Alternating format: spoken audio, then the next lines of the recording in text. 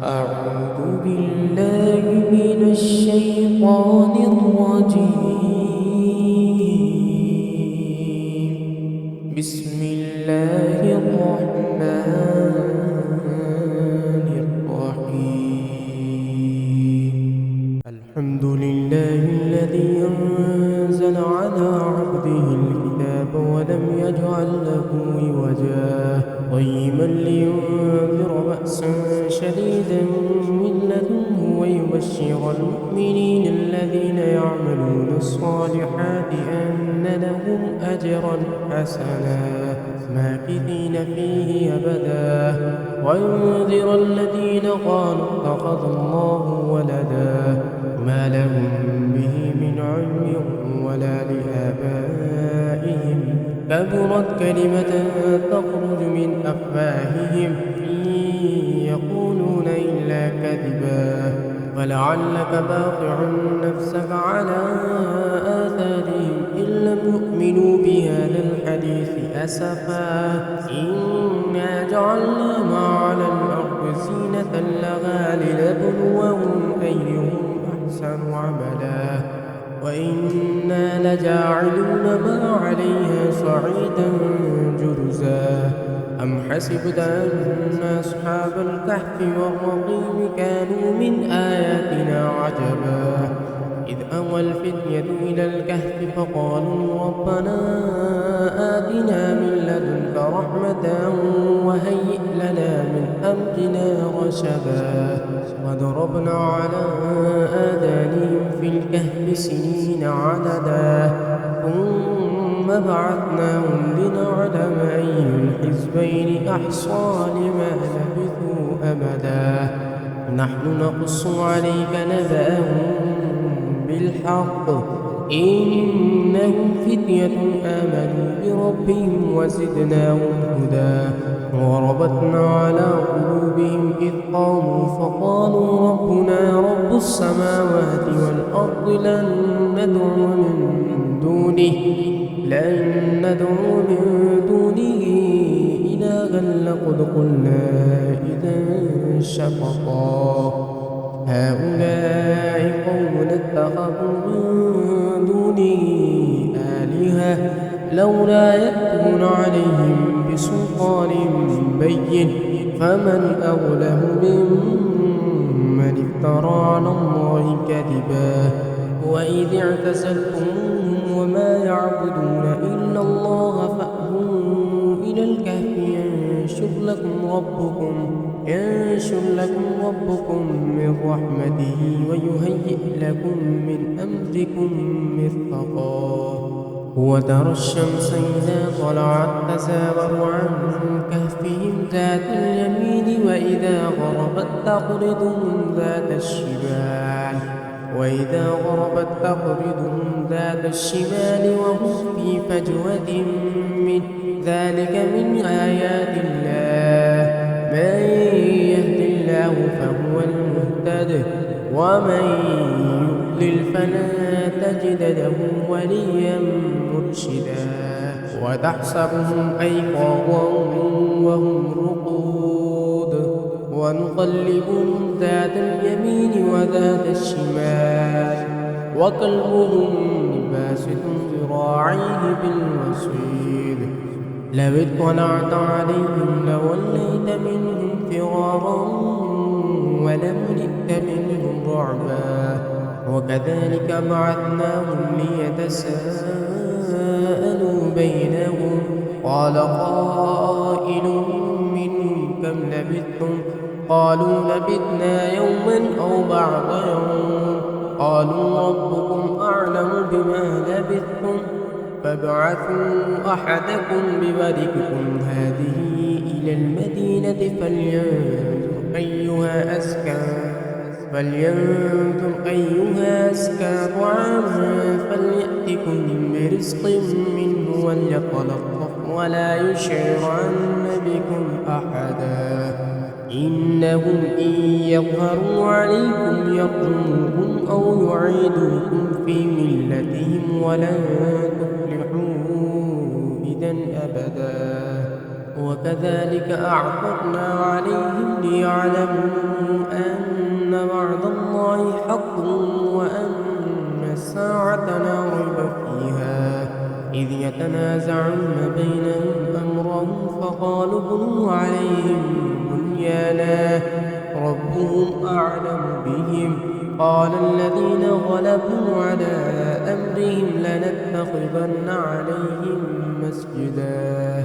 سيقولون ثلاثة رابعهم كلبهم ويقولون خمسة سادسهم كلبهم رجما بالغيب ويقولون سبعة وثامنهم كلبهم قل ربي أعلم بعدتهم ما يعلمهم إلا قليل فلا تمار فيهم إلا مراء ظاهرا ولا تستفت فيهم منهم أحدا ولا تقولن لشيء إني فاعل ذلك غدا إلا أن يشاء الله واذكر ربك إذا نسيت وقل عسى أن يهديني ربي لأقرب من هذا رشدا ولبثوا في كهفهم 300 سنين وازدادوا 9 قل الله أعلم بما لبثوا له غيب السماوات والأرض أبصر به وأسمع ما لهم من دونه من ولي ولا يشرك في حكمه أحدا واتل ما أوحي إليك من كتاب ربك لا مبدل لكلماته ولا تجد من دونه ملتحدا واصبر نفسك مع الذين يدعون ربهم بالغداة والعشي يريدون وجهه ولا تعد عيناك عنهم تريد زينة الحياة الدنيا ولا تطع من أغفلنا قلبه عن ذكرنا واتبع هواه وكان أمره فرطا وقل الحق من ربهم فمن شاء فليؤمن ومن شاء فليكفر إنا أعتدنا للظالمين نارا أحاط بهم سرادقها وإن يستغيثوا يغاثوا بماء كالمهل يشوي الوجوه بئس الشراب وساءت مرتفقا إن الذين آمنوا وعملوا الصالحات إنا لا نضيع أجر من أحسن عملا أولئك لهم جنات عدن تجري من تحتهم الأنهار يحلون فيها من أساور من ذهب ويلبسون ثيابا خضرا من سندس واستبرق متكئين فيها على الأرائك نعم الثواب وحسنت مرتفقا واضرب لهم مثلا الرجلين جعلنا لأحدهما جنتين من أعناب وحففناهما بنخل وجعلنا بينهما زرعا كلتا الجنتين آتت أكلها ولم تظلم منه شيئا وفجرنا خلالهما نهرا وكان له ثمر فقال لصاحبه وهو يحاوره أنا أكثر منك مالا وأعز نفرا ودخل جنته وهو ظالم لنفسه قال ما أظن أن تبيد هذه أبدا وما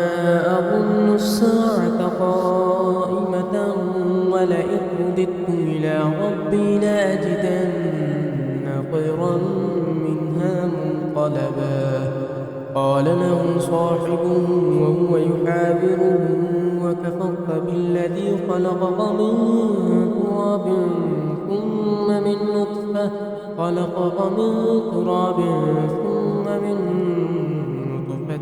ثم سواك رجلا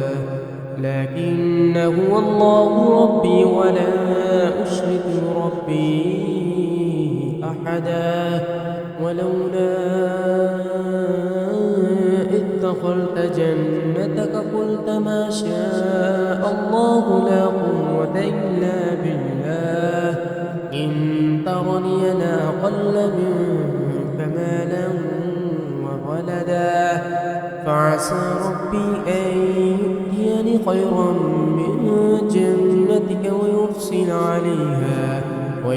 عليها حسبانا من السماء فتصبح صعيدا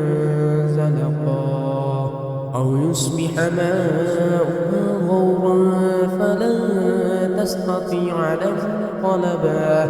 وأحيط بثمره فأصبح يقلب كفيه على ما أنفق فيها وهي خاوية على عروشها ويقول يا ليتني لم أشرك بربي أحدا ولم تكن له فئة ينصرونه من دون الله وما كان منتصرا هنالك الولاية لله الحق هو خير ثوابا وخير عقبا هنالك الولاية لله الحق هو خير ثوابا وخير عقبا واضرب لهم مثل الحياة الدنيا كماء أنزلناه من السماء فاختلط به نبات الأرض فأصبح هشيما تذروه الرياح وكان الله على كل شيء مقتدرا المال والبنون زينة الحياة الدنيا والباقيات الصالحات خير عند ربك ثوابا وخير أملا ويوم نسير الجبال وترى الأرض بارزة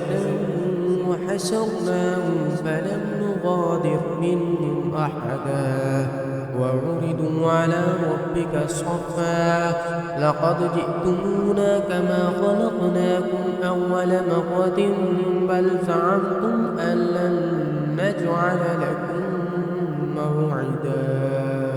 ووضع الكتاب فترى المجرمين مشفقين مما فيه ويقولون يا ويلتنا ما لهذا الكتاب لا يغادر صغيرة ولا كبيرة إلا أحصاها ووجدوا ما عملوا حاضرا ولا يظلم ربك أحدا وإذ قلنا للملائكة اسجدوا لآدم فسجدوا إلا إبليس كان من الجن ففسق عن أمر ربه أفتتخذونه وذريته أولياء من دوني وهم لكم عدو بئس للظالمين بدلا ما أشهدتهم خلق السماوات والأرض ولا خلق أنفسهم وما كنت متخذ المضلين عبدا ويوم يقول نادوا شركائي الذين زعمتم فدعوهم فلم يستجيبوا لهم وجعلنا بينهم موبقا ورأى المجرمون النار فظنوا أنهم واقعوها ولم يجدوا عنها مصرفا ولقد صرفنا في هذا القرآن للناس من كل مثل وكان الإنسان أكثر شيء جدلا وما منع الناس أن يؤمنوا إذ جاءهم الهدى ويستغفروا ربهم إلا أن تأتيهم سنة الأولين أو يأتيهم العذاب قبلا وما نرسل المرسلين إلا مبشرين ومنذرين ويجادل الذين كفروا بالباطل ليدحضوا به الحق واتخذوا آياتي وما أنذروا هزوا ومن أظلم ممن ذكر بآيات ربه فأعرض عنها ونسي ما قدمت يداه إنا جعلنا على قلوبهم أكنة أن يفقهوا وفي آذانهم وقرا وإن تدعهم إلى الهدى فلن يهتدوا إذا أبدا وربك الغفور ذو الرحمة لو يؤاخذهم بما كسبوا لعجل لهم العذاب بل لهم موعد لن يجدوا من دونه موئلا وتلك القرى أهلكناهم لما ظلموا وجعلنا لمهلكهم موعدا وإذ قال موسى لفتاه لا أبرح حتى يبلغ مجمع البحرين أو أمضي حقبا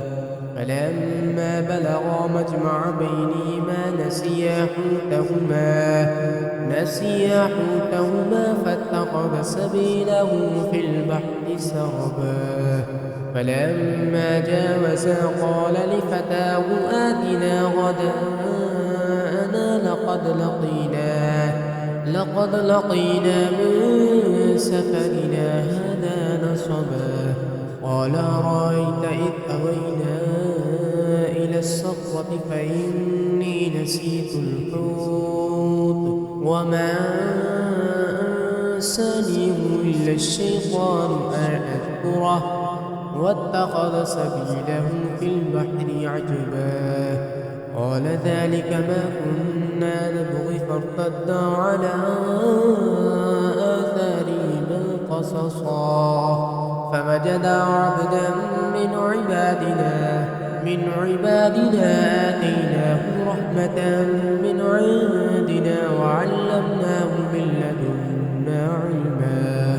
قال له موسى هل أتبعك على أن تعلمني مما علمت رشدا قال إنك لن تستطيع معي صبرا وكيف تصبر على ما لم تحط به خبرا قال ستجدني إن شاء الله صابرا ولا أعصي إن شاء الله صابرا ولا أعصي لك أمرا قال فإن اتبعتني فلا تسألني عن شيء حتى أحدث لك منه ذكرا فانطلقا حتى إذا ركبا في السفينة خرقها قال خرقتها لتغرق أهلها لقد جئت شيئا إمرا قال لم أقل إنك لن تستطيع معي صبرا قال لا تؤاخذني بما نسيت ولا ترهقني من أمري عسرا فانطلقا حتى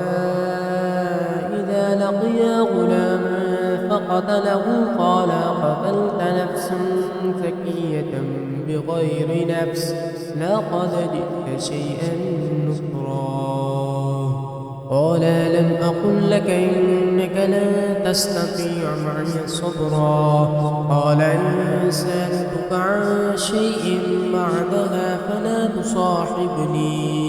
فلا تصاحبني قد بلغت من لدني عذرا فانطلقا حتى استطعما أهلها فأبوا أن يضيفوهما فوجدا فيها جدارا يريد أن ينقض فأقامه قال لو شئت لاتخذت عليه أجرا قال هذا فراق بيني وبينك سأنبئك بتأويل ما لم تستطع عليه صبرا أما السفينة فكانت لمساكين يعملون في البحر فأردت أن أعيبها وكان وراءهم ملك يأخذ كل سفينة غصبا أما السفينة فكانت لمساكين يعملون في البحر فأردت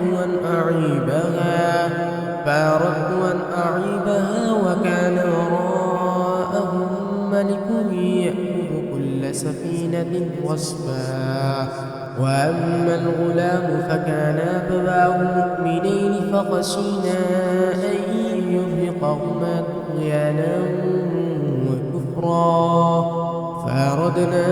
أن يبدلهما ربهما خيرا منه زكاة وأقرب رحما وأما الجدار فكان لغلامين يتيمين في المدينة وكان تحته كنز لهما وكان أبوهما صالحا فأراد ربك أن يبلغا أشدهما ويستخرجا كنزهما رحمة من ربك وما فعلته عن أمري ذلك تأويل ما لم تستطع عليه صبرا ويسألونك عن ذي القرنين قل سأتلو عليكم منه ذكرا إنا مكنا له في الأرض وآتيناه من كل شيء سببا فأتبع سببا حتى إذا بلغ مغرب الشمس وجدها تغرب في عين حمئة ووجد عندها قوما قلنا يا ذا القرنين إما أن تعذب وإما أن تتخذ فيهم حسنا حتى إذا بلغ مغرب الشمس وجدها تغرب في عين حمية ووجد عندها قوما قلنا يا ذا القرنين إما أن تعذب وإما أن تتخذ فيهم حسنا قال أما من ظلم فسوف نعذبه ثم يرد إلى ربه فيعذبه عذابا نكرا وأما من آمن وعمل صالحا فله جزاء الحسنى وسنقول له من أمرنا يسرا ثم أتبع سببا حتى إذا بلغ مطلع الشمس وجدها تطلع على قوم لم نجعل لهم من دونها سترا كذلك وقد أحطنا بما لديه خبرا ثم أتبع سببا حتى إذا بلغ بين السدين وجد من دونهما قوما لا يكادون يفقهون قولا قالوا يا ذا القرنين إن يأجوج ومأجوج مفسدون في الأرض فهل نجعل لك خرجا على أن تجعل بيننا وبينهم سدا قال ما مكني فيه ربي خير فأعينوني بقوة أجعل بينكم وبينهم ردما آتوني زبر الحديد حتى إذا ساوى بين الصدفين قال انفخوا حتى إذا جعله نارا قال آتوني أفرغ عليه قطرا فما استطاعوا أن يظهروا وما استطاعوا له نقبا قال هذا رحمة من ربي فإذا جاء وعد ربي جعله دكا وكان وعد ربي حقا وتركنا بعضهم يومئذ يموج في بعض ونفخ في الصور فجمعناهم جمعا وعرضنا جهنم يومئذ للكافرين عرضا الذين كانت أعينهم في غطاء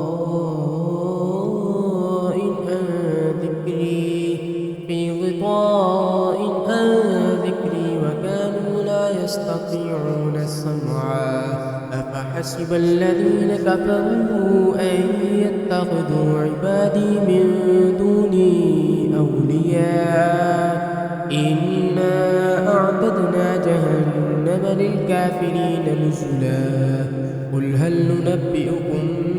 بالأخسرين أعمالا الذين ضل سعيهم في الحياة الدنيا وهم يحسبون أنهم يحسنون صنعا أولئك الذين كفروا بآيات ربهم ولقائه فحبطت أعمالهم فلا نقيم لهم يوم القيامة وزنا ذلك جزاؤهم جهنم بما كفروا واتخذوا آياتي ورسلي هزوا إن الذين آمنوا وعملوا الصالحات كانت لهم جنات الفردوس نزلا خالدين فيها لا يبغون عنها حولا قل لو كان البحر مدادا لكلمات ربي لنفد البحر قبل أن تنفد كلمات ربي ولو جئنا بمثله مددا قل إنما أنا بشر مثلكم يوحى إلي أنما إلهكم إله واحد فمن كان يرجو لقاء ربه فليعمل عملا صالحا ولا يشرك بعبادة ربه أحدا.